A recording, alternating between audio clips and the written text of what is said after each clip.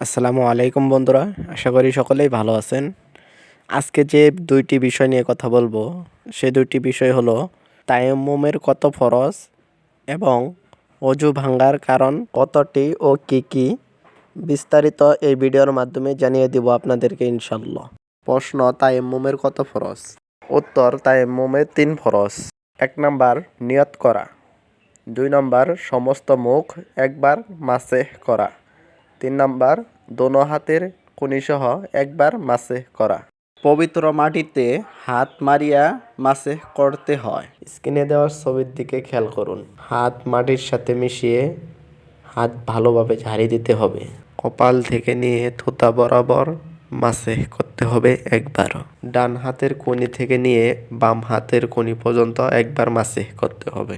নিয়তের বিষয় হলো, আপনি তায়াম্মুম করতেছেন, এটাই নিয়ত। এই 3টি কাজ সঠিকভাবে সম্পন্ন না করলে তায়াম্মুম শুদ্ধ হবে না এবং এটি অজুর বা গোসলের বিকল্প হিসেবে কাজ করে যখন পানি পাওয়া না যায়। নিয়ত: মনে মনে তায়াম্মুম করার সংকল্প করা, যেমন নামাজ আদায় বা পবিত্রতা অর্জনের জন্য।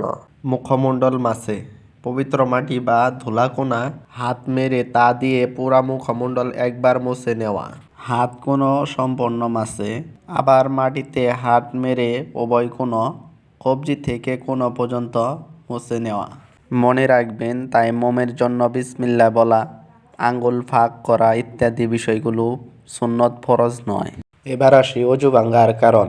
প্রশ্ন: অজু ভাঙ্গার কারণ কতটি? উত্তর: অজু ভাঙ্গার কারণ 7টি। 1 নাম্বার পায়খানা পেশাবের রাস্তা দিয়ে কোনো কিছু বের হওয়া। 2 নাম্বার মুখ বড়িয়া বমি হওয়া। অনেকেই মনে করেন যে নলির থেকে কোনো কিছু পড়লে কিংবা হেঁচকে দিলে যে হাত বের হয়, আমাদের অজু মনে হয় ভাঙ্গা যায়।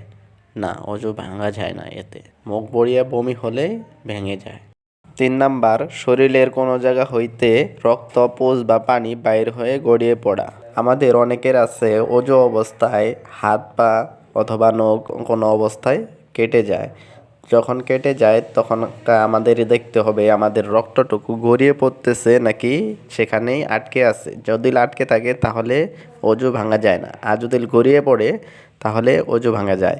এবং আমাদের ফোঁটা হয়, যেমন যখন পুজ বাইর হয় তখনকার অজু ভাঙা যায়, যখন বের হয়ে গড়িয়ে না পড়ে তখনকার আমাদের অজু ভাঙা যায় না। আমাদের এইগুলো বিষয় কি খেয়াল রাখতে হবে। 4 নাম্বার থুতুর সঙ্গে রক্তের ভার সমান বা বেশি হওয়া। আমাদের অনেকের আছে থুতু ফালাই তখন আমাদের কি রক্ত বের হয়, দেখতে হবে যে আমাদের কম রক্ত বের হয় নাকি বেশি রক্ত বের হয়। যখন বেশি রক্ত বের হয় তখনকার অজু ভাঙা যায়। অমন আছে নাক দিয়ে রক্ত বের হয়, থুতুর সঙ্গে রক্ত বের হয়, এগুলা খেয়াল রাখতে হবে।